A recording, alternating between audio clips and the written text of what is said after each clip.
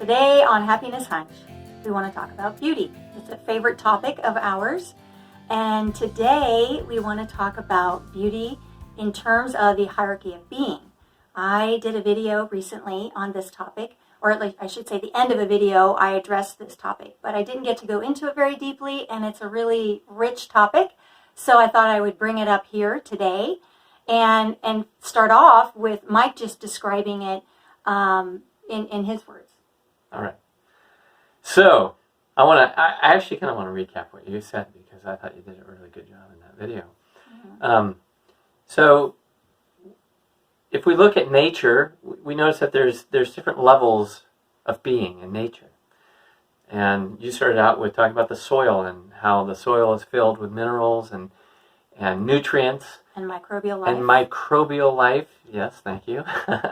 And then above that is the plants. And then above that, of course, are the animals. And then above that are humans.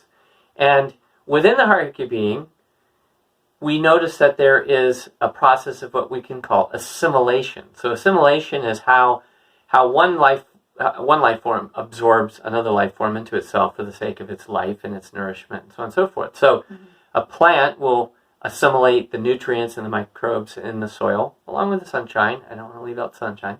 And then that's what allows the plant to grow. And it absorbs all those nutrients and it orders them and organizes them in a certain way.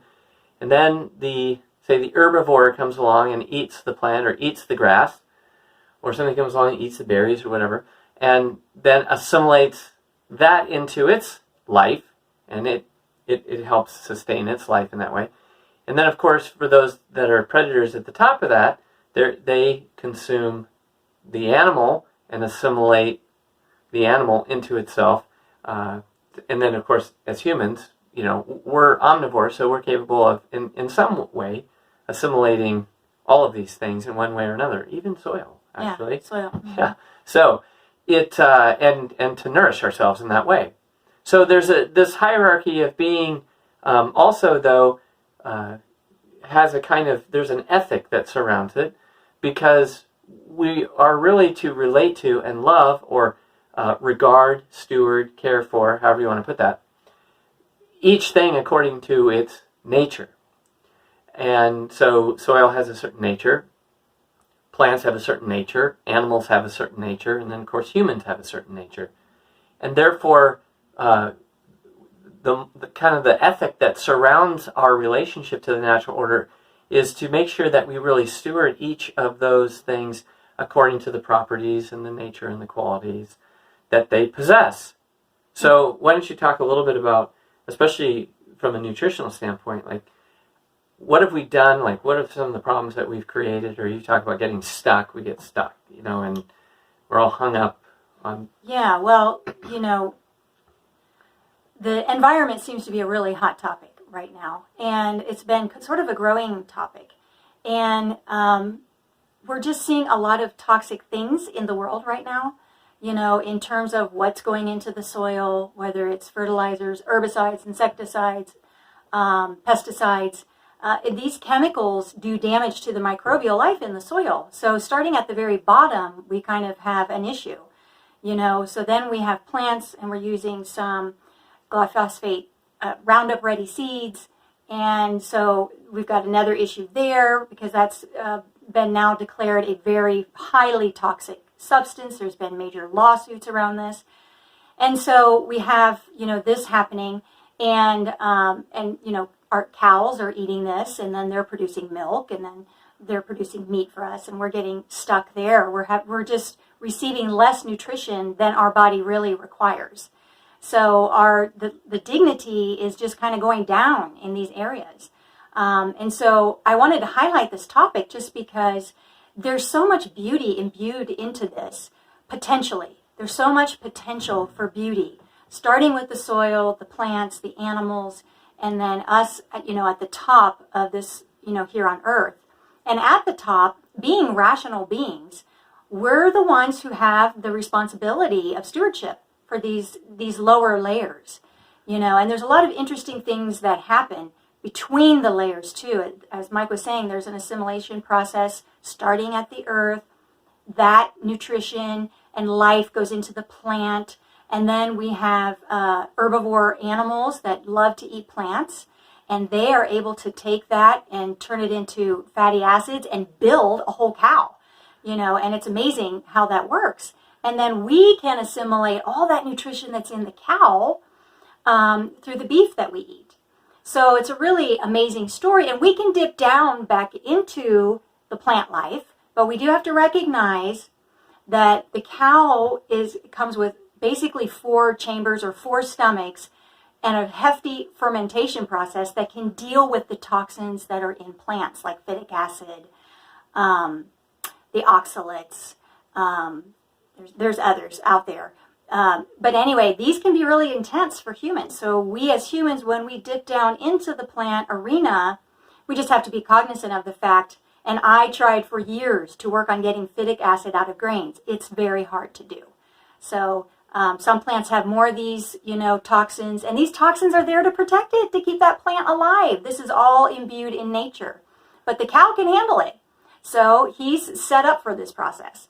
So anyway, I want to talk a little bit. You talked about dignity, the dignity of each thing. So really the dignity of each form of life that we experience in nature is really bound up with its form of life, or the quality of its life. So there's, a healthy soil has certain properties and qualities about it. So when we farm in certain ways and deplete the soil becomes kind of dead, and it can't pass life on to a plant. Mm-hmm. So that's why in some soils plants don't grow, and then we have to fertilize it.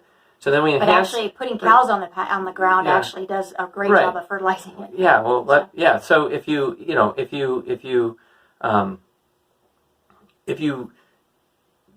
are sort of like poisoning the plants with and altering the nature of the plant by the different chemical applicants that we put on, or the modification of the cells of the plant, then that's what's getting passed up to the animals, right? That changes it. So now the dignity of the form of a cow changes, and so then when we eat it, what we're eating is not really high quality, nutritious, dense, nutrient dense. And is our dignity suffering at all at the top? Or do we see more disease, more? Yeah, because then we have more health issues, we suffer more sickness.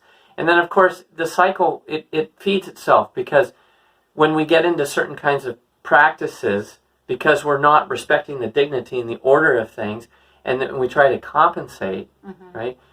The whole system begins to go down. So the environmental crisis, or the ecological crisis that we face today, has to do with the fact that a lot of people want to say the problem is that humans have treated themselves as above everything else, and we should see ourselves as equal to all the other life forms. And I always have a problem with that, because the problem with that is that we're not. We're not. We obviously are above, because we're the only ones that actually have a moral responsibility to everything else.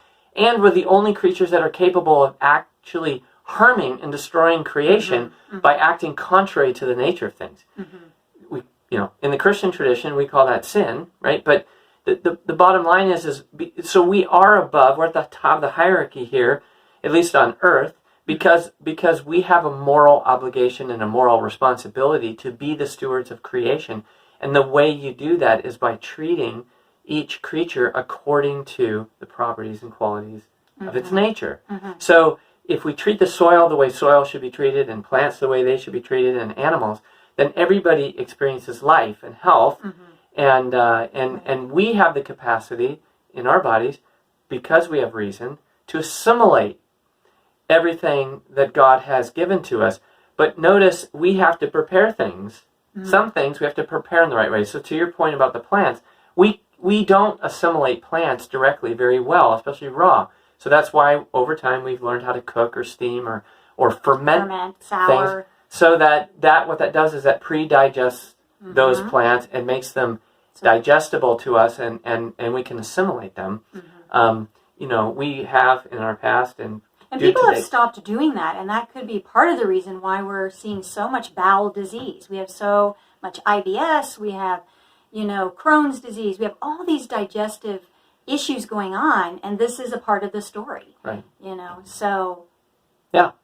Yeah, so there's a certain order of love, you could say, and respect that we need to show the whole of creation, and so on the one hand, we kind of want to avoid two extremes. On the one hand, we want to avoid just kind of like treating everything in nature as though it's just a machine and it's infinitely malleable. We can do whatever we want to it, and there's no consequences. That's kind of the industrial mindset. The other mindset is sort of like the radical environmentalist perspective, which is like we have to treat every creature the same, and we make no moral distinction between creatures, which gets us into a different set of problems, right? Because we start treating, sort of like non-rational animals, for example, as though they're people, while at the same time we treat people like animals. Like it's a strange inversion that we see. We enslave, whereas you don't really enslave an animal, but you can treat an animal cruelly if you're using it for work or labor. Placing them in a very unnatural environment, like 1,000 chickens in a barn. That's where there's no oxygen and very little air, kind of stacked on top of each other. I mean, lots of people have seen the footage of these kinds of videos of these situations, or cows and pigs crammed into very, very small spaces in their own feces. Their feed, they have to be on antibiotics because that's the only way you can keep them alive in that kind of habitat.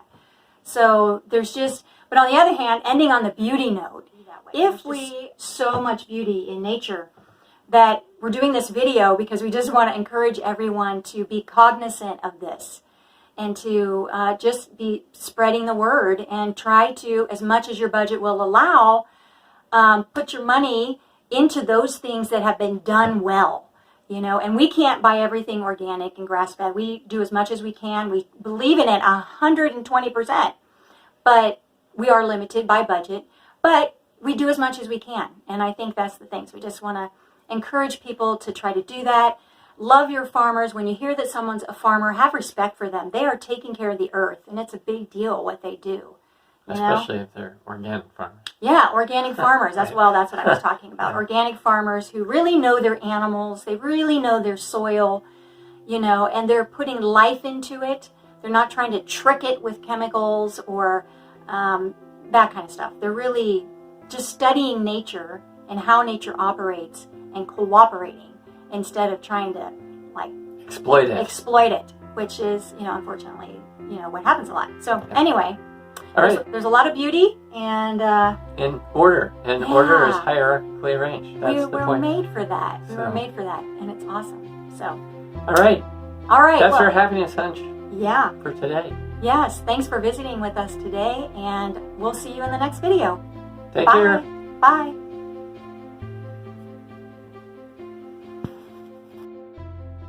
Hello.